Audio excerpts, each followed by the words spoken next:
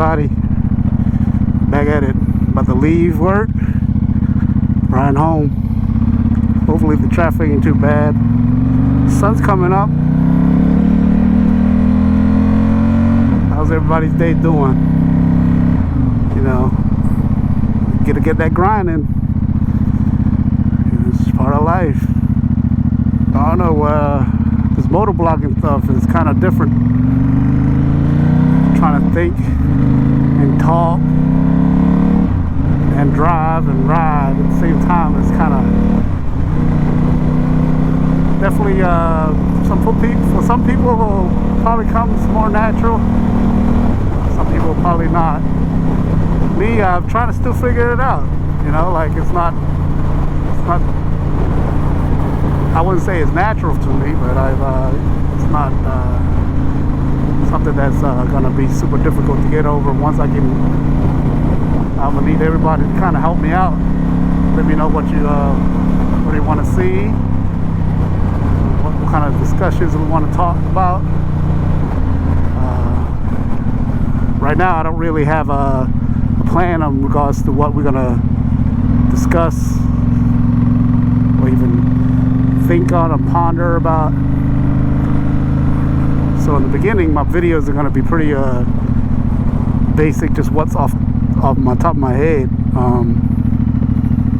Maybe just letting some stuff out, some steam out, and go from there. Huh?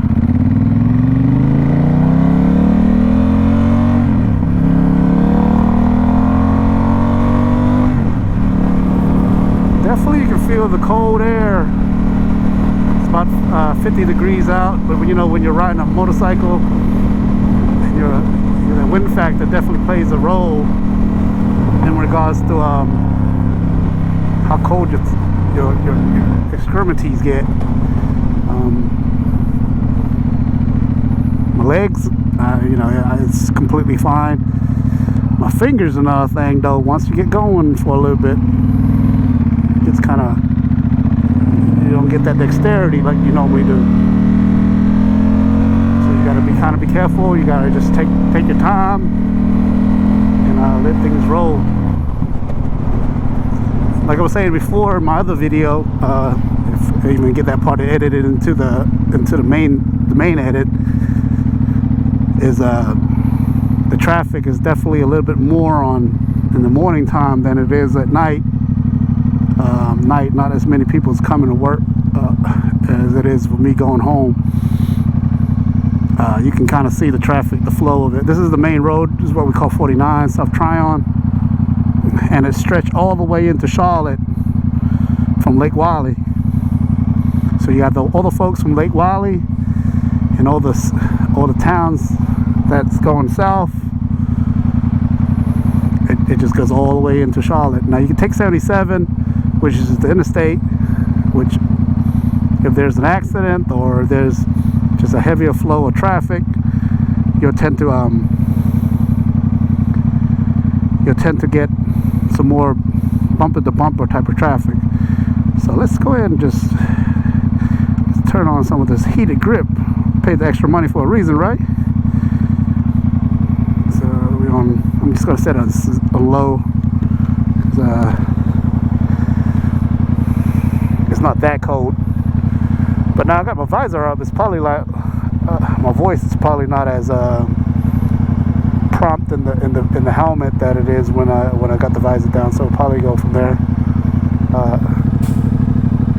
While it's still fresh in my head, I want to get some of this tutorial or even some suggestions or even some pointers for newer people that wants to get into motorcycles.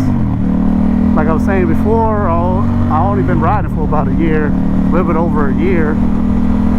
But I started on a 600 GS6R, now on a Diavel 1260, a completely different bike. Oh yeah, these tires are still cold, baby. But we're talking about two different types of monsters. I will do some videos riding on the GS6R just to kind of get that whole comparisons of what an inline inline 4 motor would sound like, and the performance of that bike compared to this performance of this bike. Commuting wise, they're both perfectly fine for commuting, or even just like around town or anything like that. I've rode long distance on both bikes. I don't have an issue. You know, if you're under that 2 to 3 hours of ride time, it ain't no big deal.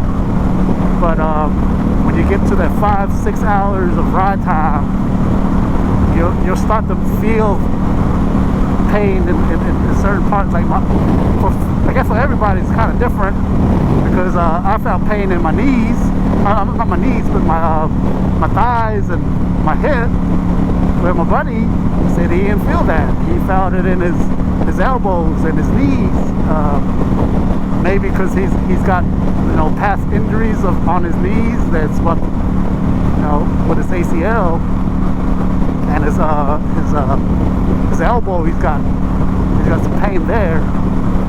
My back wasn't so bad. He said his back wasn't so terrible, but you know, everybody's built different. You know, he's different size than I am. We ride pretty much the same bike. He rides a Diavel also, but like I was saying, it's just you know, pains hit people differently. I mean, we're about the same height. He's probably like 2 inches shorter than I am. I'm probably 5'9", something like that. He's a little bit bigger guy, but in regards to it being the main factor of his pain, I'm not sure. Or my pain, I'm not sure.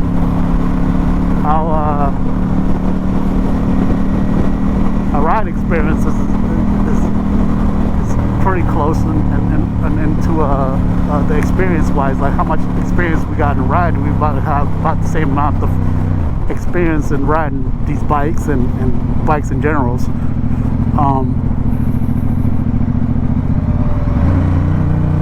You know, the funny thing is, I get this a lot when I'm riding. I don't know if it's the same for you guys where you're from, but when I'm riding around some certain specific cars, I get me a good whiff of some marijuana. You know, I don't care what people do in regards to their time, but you know, like, if it's not bothering me, it's not bothering anybody else. I just find it really odd that people from the earliest of mornings to the latest of night, you'll get a whiff of it, you know, behind certain cars. It's just weird that people just have to get high. Like, that's the difference between, you know, you're smoking it for enjoyment or for recreational purposes, to where if you're gonna have to blaze one up every single time you get into a vehicle or you get home from work. And I get it, people can either release some stress and everything like that, but every single time, I don't know, man, that shit gets kind of expensive. You know, me, I guess everybody's kind of addicted to something. I mean, and I get it. Everybody has their addictions. I just choose not to spend all my money on substance to make me feel better. You know, I get why people choose to do certain things. It's their prerogative, you know what I'm saying? Can't make a judgment on what they do, but I just find it kind of funny. I don't know, what do you feel? Like, what are your addictions? I mean, it can be the weirdest stuff, you know. You can play video games all day long. That's an addiction. If it's not hurting you in regard, or hurting somebody else, I mean, you know, go for it, man. Whatever floats your boat, whatever makes you happy, you know. But you gotta be responsible, man. Some people just, I don't know, they just put themselves in predicaments sometimes over things that don't need to be on top of your list. Don't be smoking all your rent money, man. or your mortgage money or your kid's college fund or something. Set a priority, man. It's weird this time of the year. You get these really cold mornings. I mean, I say really cold like it's freaking freezing or something, but it's not. But you know, I still got to wear my gloves that are windproof or whatever. I love these gloves, man. They're good for like these odd weird mornings where you can just, you know, you have to have some wind blockage, or else your fingers will feel like icicles. But it's not so bad at night where the temperature's like 70 degrees and your hands are just sweating, you know, out of control. So it's pretty good for that time. But I feel like in the summertime, or where the mornings are about 60, 70 degrees, I wouldn't need these anymore. Probably end up using my my Alpine Stars. I like those a little bit better. I get a little bit more dexterity out of them. Not to say that these ain't bad. They serve a purpose. Every property is not going to always check every single box. I mean, it'd be wonderful if you could just buy one pair of gloves that checks every single box that you're looking for. But unfortunately, that's not how things work. That's the same thing with jackets, pants, boots. You know, they have their purpose. They serve a purpose. And I feel like these companies will design things based upon that information, that purpose. So, and it's probably a marketing scheme either. So I don't know. I'm just talking out of my ass. What do you think? You think they should just make one glove that fits all purposes, or and charge you like, I don't know, like say $600 for the pair of gloves, or like what they do now is like they make like 6 different pair of gloves for 6 different purposes, and then they spend like $100 a pair. What do you think? I like the versatility, you know. If I don't have to spend $600 and I can just spend $200 and it's good enough to set me for the months that I ride, or you know, the time that I ride, then I feel like that's that option. I'd rather have that than I, you know, I have to pay $600 for a pair of gloves, and it serves every single purpose. Now, don't get me wrong. I'm pretty sure there's folks out there that will be willing to buy just one pair of $600 gloves, and it just lasts them for every single ride that they do. Wouldn't that be wonderful? You can talk about like why we have so many different types of motorcycles. Same thing, right?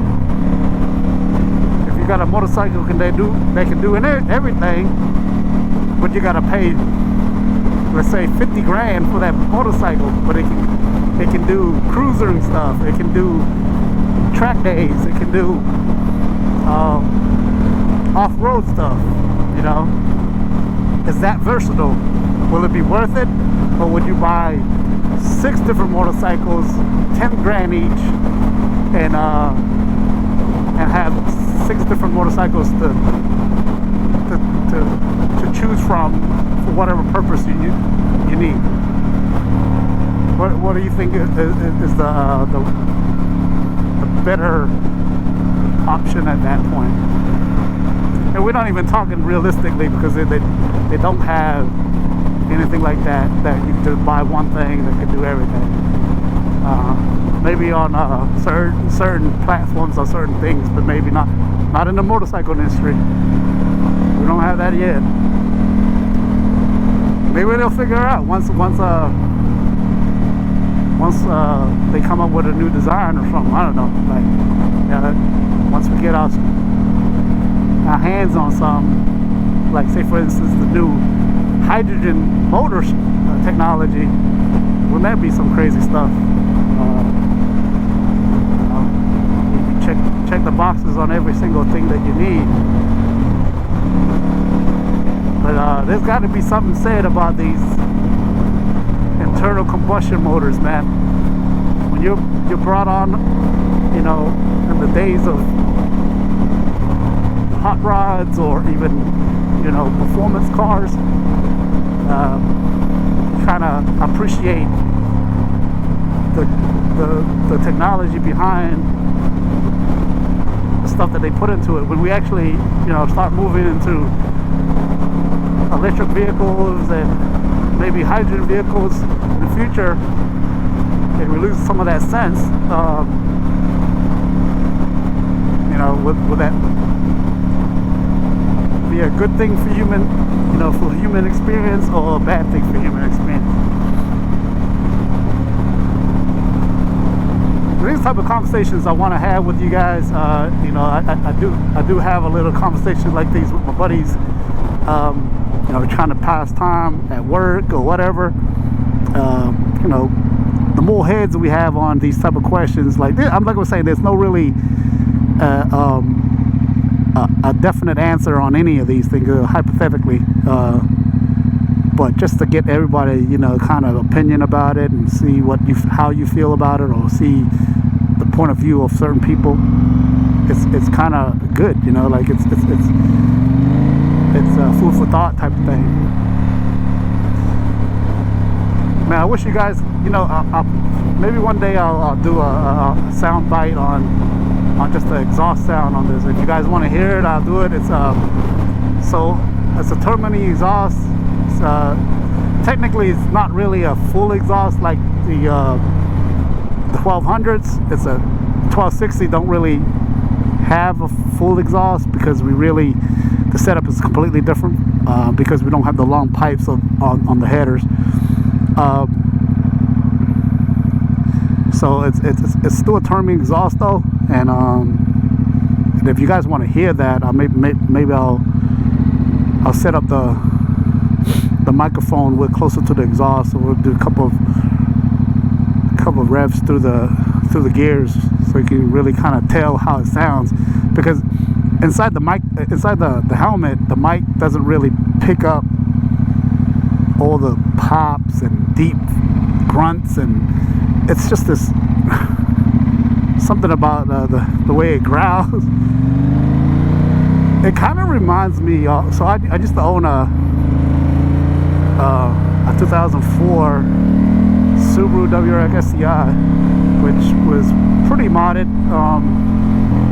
But what it reminds me of is the sound of the rumble of the boxer motor is kind of the same thing to me. Not to the exact tone, but kind of had that same uneven header style tone to it. You get that rumble, which I always loved about the Subaru motors, or any boxer motor to be exact. And you know, I ended up selling that car, and you know, sometimes I miss it. It was an experience. I kind of got that out of my system. I guess everybody kind of goes through that phase of having cars and modifying them and doing some wild stuff, and some people don't even get out of it. They just stays in that mode, you know, like just continue to modify life, you know, which I still believe in, that it's always, you can always modify things from stock. You can always do things, you know, the aftermarket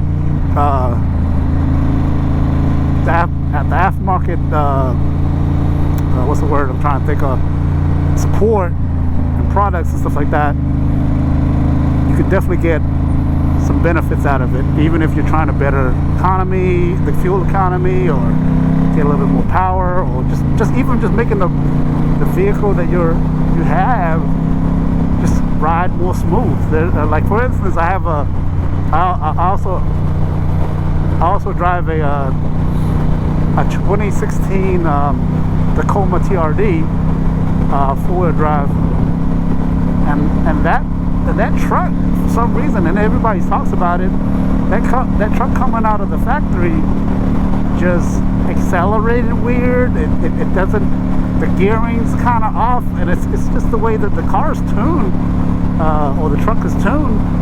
You just get, you know, like this Like it's jerky at times when it's trying to find the gears at the right time. It's just a weird setup. So I got that truck tuned. It was kind of what they call it, an ECU flash, and it's like almost night and day in regards to how that truck performs. And it should have came up from the factory like that. Now I'm not sure exactly what Toyota was doing with that truck, and that truck is like one of the best looking mid-sized truck to be made at this point, but there are flaws in it, you know, and that's where the aftermarket support and aftermarket products can fix. You know, something as simple as a reflash of the ECU can just change the whole function of the vehicle. Same thing with these bikes. You know, you can get a hey, did I just get away from the Harley Davidson guy? No, I'm just joking at everybody. Now I do have some of those guys that I don't know, they just don't believe in that whole waving to people shit, and I get it. It's funny because I came from the world of Subarus, and we used to have that experience with Subaru guys. I was in too much high gear on that one. Subaru guys will wave each other. It's kind of like a camaraderie thing. You know, give a little thumbs up or a little nod to the next guy, because you know, you kind of have this common interest, you know, and you kind of just have like a brotherhood type of thing. And that's the same thing with these bikes, you know. But some people just don't give a shit about all that stuff. That stuff can be had or whatever. While I'm here, I'll put this bike in the garage.